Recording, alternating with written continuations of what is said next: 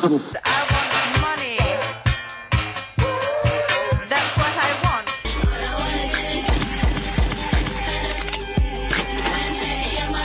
With my mind on my money and my money on my mind.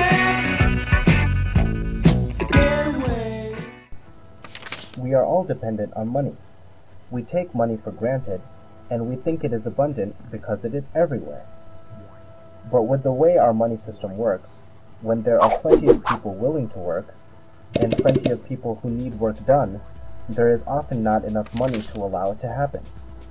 In this sense, money is actually scarce, and that is a chronic problem in a society dependent on money. The advantage of money is that if Alice has what Billy wants, and Billy has what Carol wants, they could trade. But if the transaction requires money, and none of them have any, it can't be done. If Alice, Billy, and Carol were so inclined, they could make their own currency. But money is like a common language. Imagine how hard it is to create even a single word everyone can agree on. In any case, money starts small. Alice, Billy, and Carol agreed on something to use as money, and are confident it will be used in the future. As they use it, it gains value, which makes more people join, and the money gains even more value.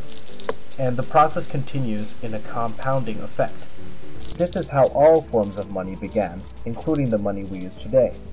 It started small on the scale of communities, within and without. Over time, money became increasingly standardized and difficult to counterfeit. And when any kind of money was replaced, it carried the same value as the money before it.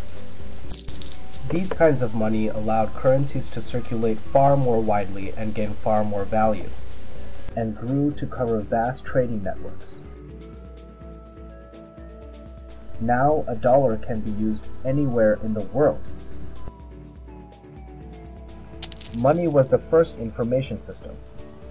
Anytime information changes, so does money. And with the information revolution, the possibilities are endless.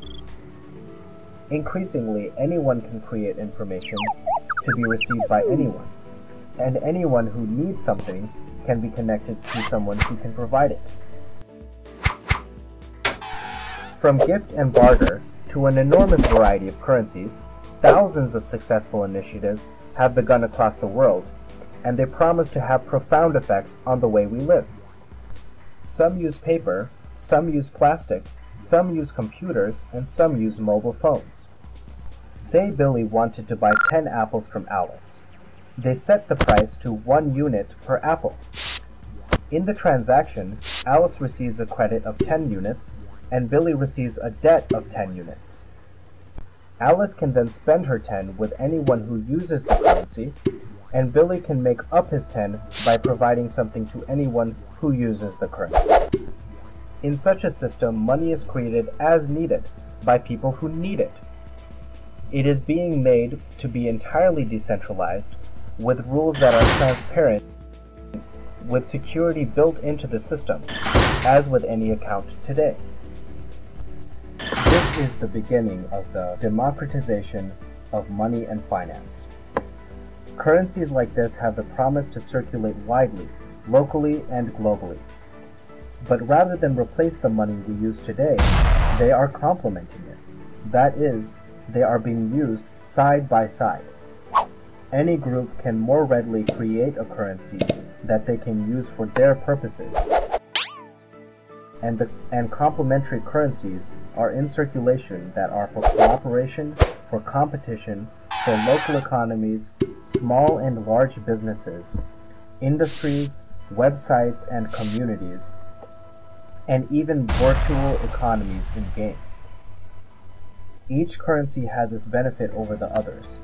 As these currencies circulate and gain value, and many are increasingly exchangeable like national currencies, they will facilitate an economy that is far more dynamic and balanced while being secure and sustained and abundant.